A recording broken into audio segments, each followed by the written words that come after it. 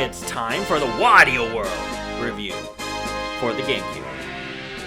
Before I start, I'd just like to say congratulations to Mario Batali Jr., for he was the second winner in my Mario Maker Risky Coins Challenge, therefore he got to choose a game for me to review, and here it is. Stay tuned for more Mario Maker challenges in the future. I don't have much experience with Wario games. I know there's quite a few out there, but really I've only played WarioWare, Wario Land Shake It, and a tiny bit of Wario Land 2 for the Game Boy, so I really didn't know what to expect from this game. The story is about how one of the jewels Wario found on one of his treasure hunts is actually an evil spirit and uses its powers to turn Wario's treasure collection into monsters, and also morphs Wario's castle into 4 different worlds. The game is a 3D beat-em-up platformer. Every world consists of 2 levels, each with a boss fight at the end, and then a final end boss when you complete the 2 levels. Each level is basically the same. Start at point A, get to point B, all the while defeating enemies and finding treasures scattered throughout. Every defeated enemy will drop gold coins for pickup, and you can either walk over them or use your hypersuction technique to suck up any coins relatively close to you, which is a very handy trick.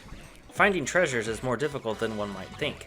Each treasure piece can be found in a chest, but making these chests available is the key.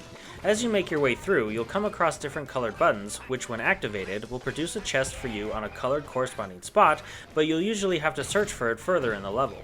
Sometimes finding chests isn't so easy, as there are quite a few branching paths and optional areas to explore, which is definitely welcomed, as linear gameplay can be too easy and boring. There are other things to collect, such as pieces of a gold Wario statue, which, once all pieces in a level are found, your total health will increase by half a heart. There's also special red gems to find, but these aren't optional. In order to fight the boss at the end of each level, you'll need a certain amount of these gems to access the fight. The gems can be found in sublevels, which are accessed via trapdoors scattered throughout each level. There are 2 different types of sublevels. One type has you trying to figure out how to reach a gem in a small room, while the other type has you trying to get to a gem by traversing different platforms with specific variables and hazards. The early sublevels are quite easy, but the later ones can make you pull your hair out with frustration. There aren't many excessive sublevels, so in order to access the boss fight, you'll have to play some of these areas with high accuracy and patience. To help you along with your quest, you can find and free trapped spritelings. These little imps will give you tips and clues about the worlds to help ease your journey, but for me, freeing them is a catch-22. I want to free them so I can 100% the game, but they often give downright spoilers on how to pursue certain situations. I'd like to be able to figure it out myself, you know? If you don't want any help, close your eyes and keep pressing A until the dialogue is over. Fighting enemies is fun in the beginning, but it got monotonous later down the road. Sometimes I would just bypass enemies altogether. It would have been more fun if there was some sort of upgrade or new move system in order to keep things from going stale. I would have gladly spent coins to have this. Another problem is the enemies themselves, or more specifically, the lack thereof.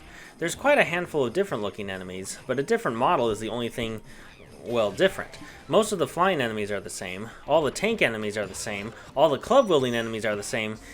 You get the picture. Taking enemies out isn't difficult either. Time consuming maybe, but difficult? Not so much. The graphics are mediocre at best. This would have looked great on the N64, but not the Gamecube. While there's a good color palette, and it does look good aesthetically, textures look pixelated, and much of it just reminds me of the N60 Cube. The controls are easy to work with, except Wario's movement feels too abrupt when you start to accelerate with him. It doesn't feel natural like it does when controlling Mario. This can cause frustrating deaths, especially in sublevels. Working with his moveset though is easy and makes battles fun. While the boss fights were interesting, I'll give them that, and a bit fun, most are way too easy. I really only had trouble with one of them, and that was just because I was overthinking the situation. Most of the game is quite easy, and it makes it even easier that you can continue exactly where you left off if you died by spending a relatively minuscule amount of coins. The game showers you with gold. You'll never run out. It's quite rare when you actually need to spend gold to bring yourself back, because enemies don't do that much damage per hit, and there are multiple garlic dispensers throughout each level, which, for a super low price, can restore your health by 1 heart per garlic. I think if the cost of buying garlic and pain to bring yourself back to life was increased by a factor of 10, it would make the game more challenging, but in a good, if not better way. You'd be more cautious, and would possibly have to strategize on whether or not you can afford to buy garlic, or save it just in case you needed an extra life.